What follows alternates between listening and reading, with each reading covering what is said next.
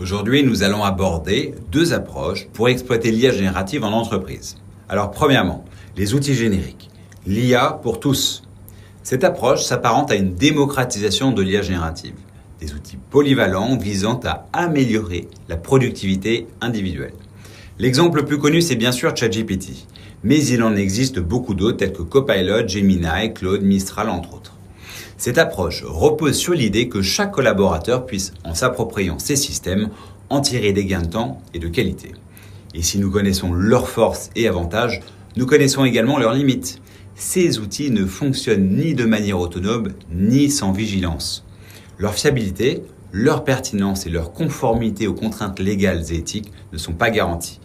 Les utilisateurs doivent donc apprendre à les utiliser, à valider la cohérence de leurs propositions et à maintenir un contrôle humain permanent.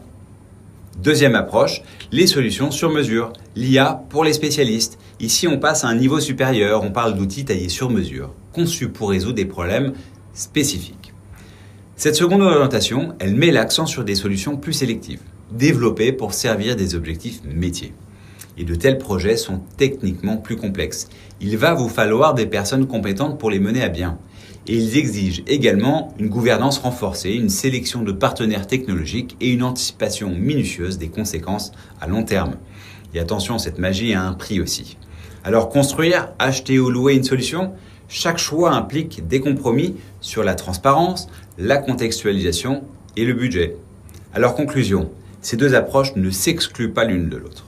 Bien au contraire, une organisation peut opter pour une combinaison flexible.